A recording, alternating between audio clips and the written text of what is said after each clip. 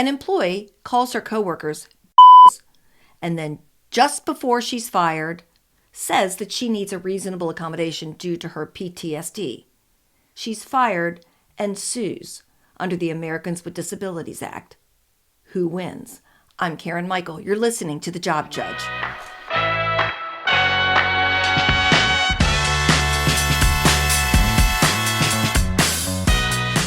Welcome to The Job Judge, where we navigate through all those legal landmines and workplace dysfunction that I know is probably happening in your organization.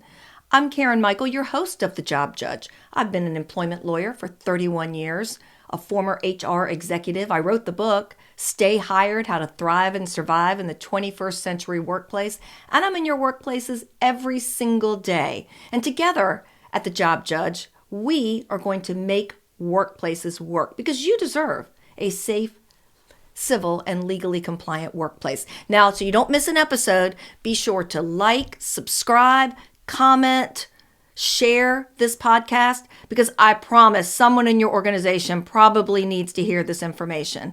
A couple ground rules.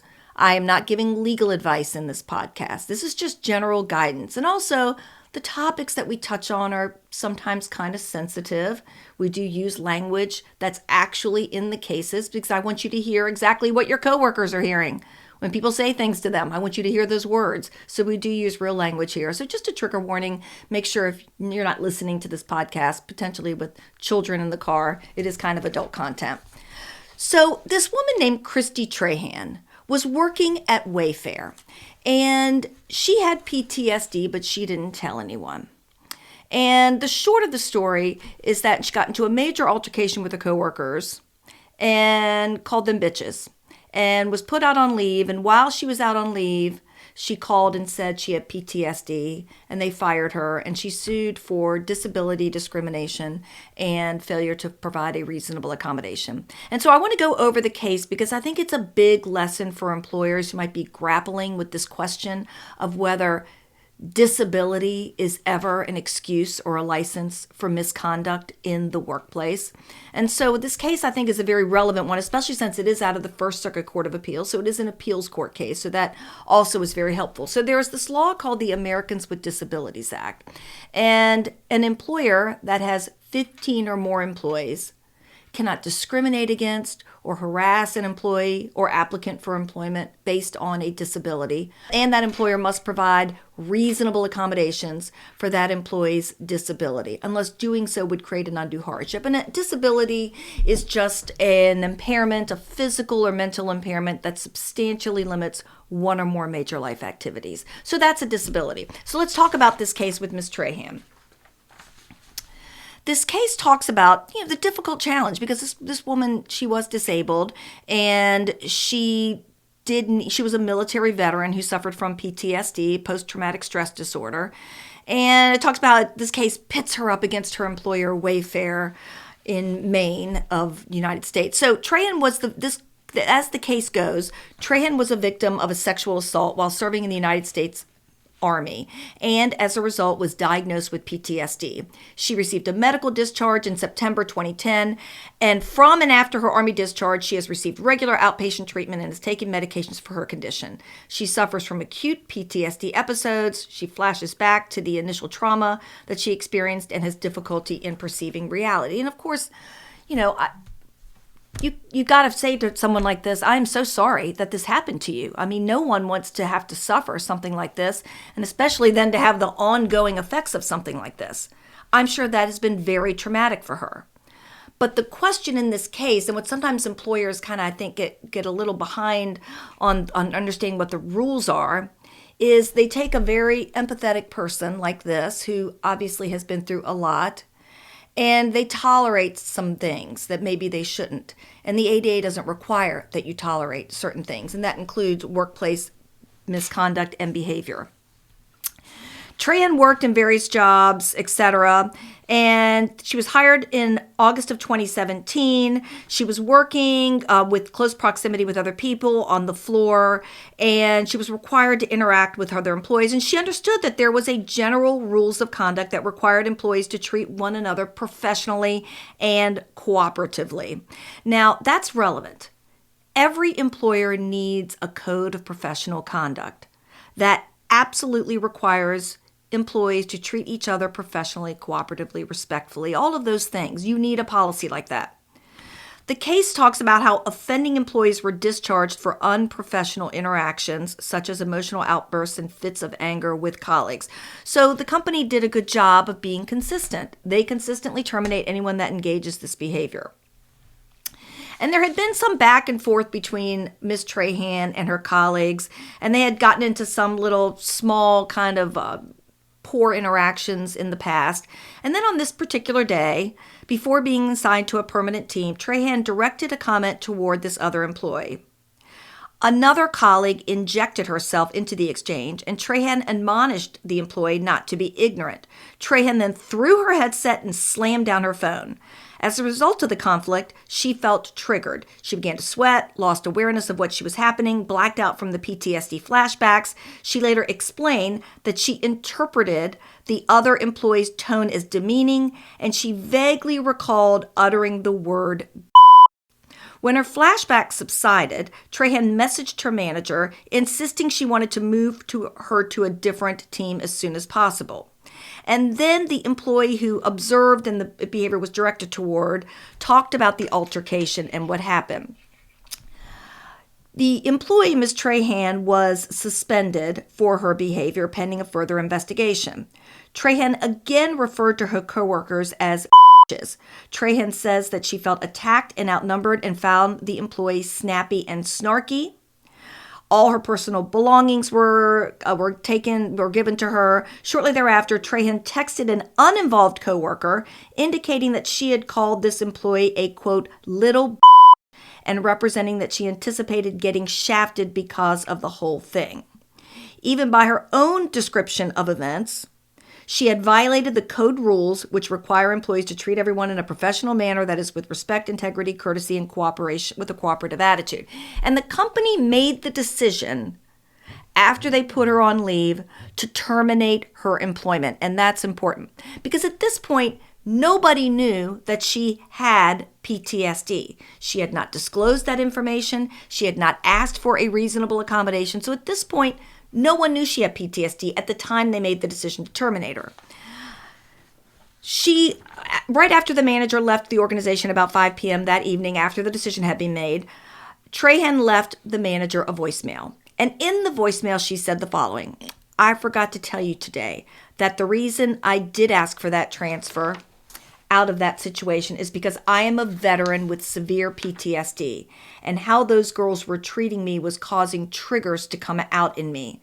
She offered to provide documentation. They understood that was a request for a reasonable accommodation, and they terminated her and she sued. And she lost in the lower court, the employee, Ms. Trahan, and it went to the Court of Appeals. And there were two issues: whether her termination was discriminatory based on her disability, and secondly, whether the organization was required to provide her a reasonable accommodation. On the issue of whether the determination was discriminatory, the court said absolutely not.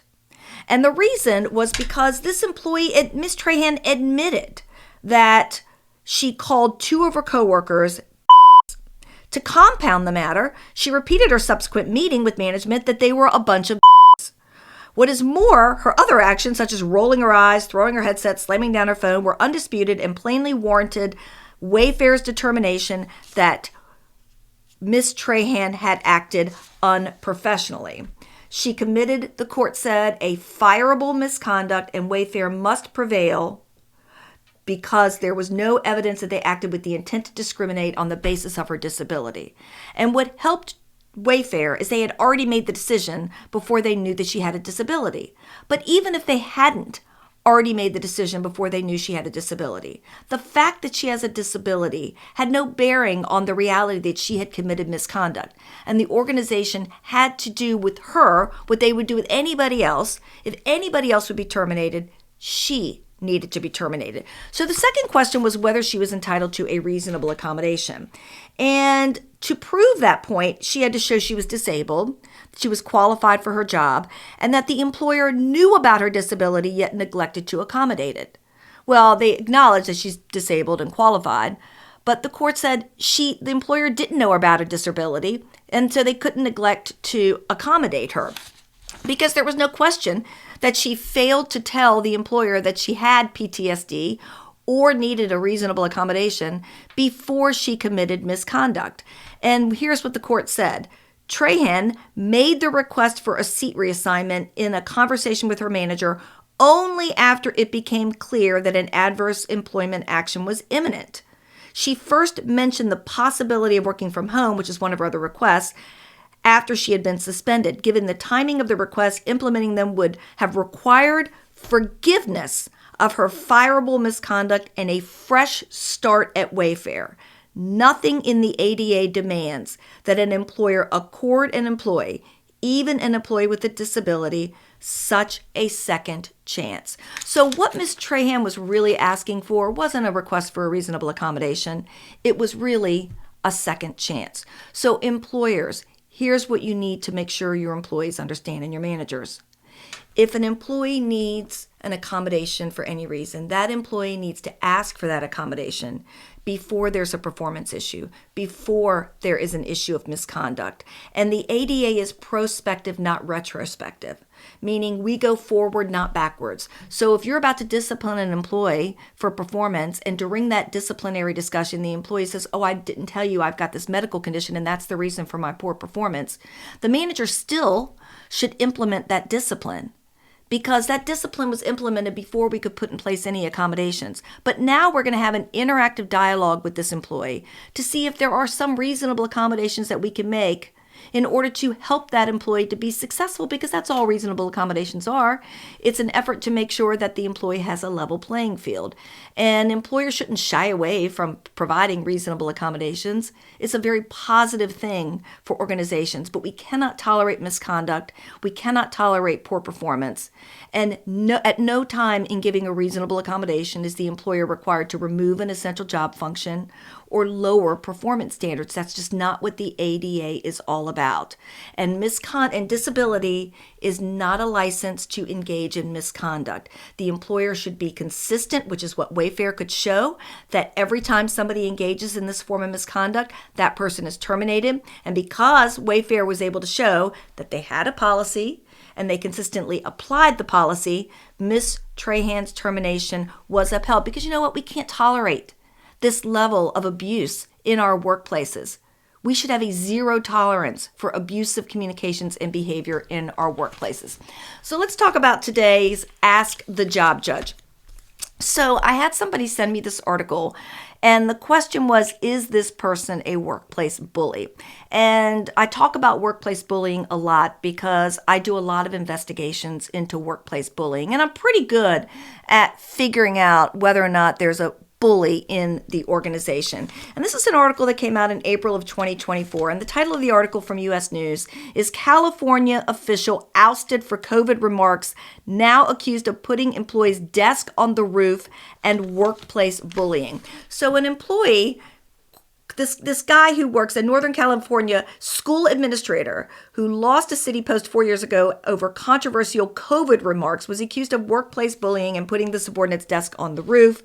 The allegations are against this director of maintenance, operations, and facilities in a California school district, and it talks about how it could cost him his job. And if you're watching on YouTube, you got to see this picture, because this is the picture of this employee's desk on the roof of a building, which allegedly this manager did to humiliate this employee. The incident happened last year when this individual, this manager, allegedly had a subordinate's desk moved to the top of a maintenance yard. The reason was to humiliate him, according to the employee, because he questioned his own qualifications to perform a task that he had been assigned. So the employee says to the manager, I don't know if I can do this job. And in response, instead of saying, well, what can I help you to be successful?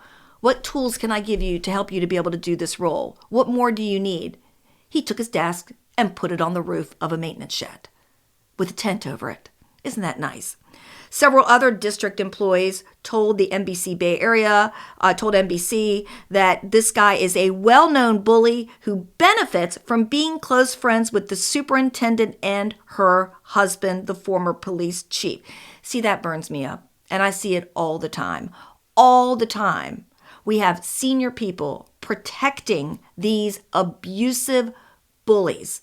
And when I do workplace bullying training, I constantly have people come up to me that tell me story after story after story of they have nowhere to go because this person is protected by this person and the CEO is protecting that person, or maybe the bully is the CEO. This behavior has to stop. So I'll be the judge of that.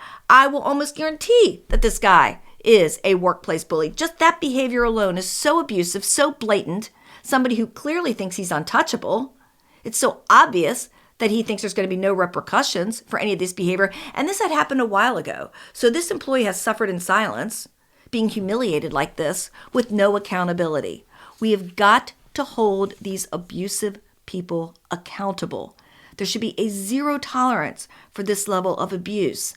And when there's favoritism and you're in with the boss and so you can get away with whatever you want, you think that's creating a positive work culture? You think that's helping you to have other employees get work done? They're working out of fear. They're working out of frustration. They're not working out of love of the job. So you're not creating a good environment. You're creating a toxic environment by allowing this toxic manager to remain in place. Because as we always say, toxic workplaces are caused by toxic people. And those toxic people have to go.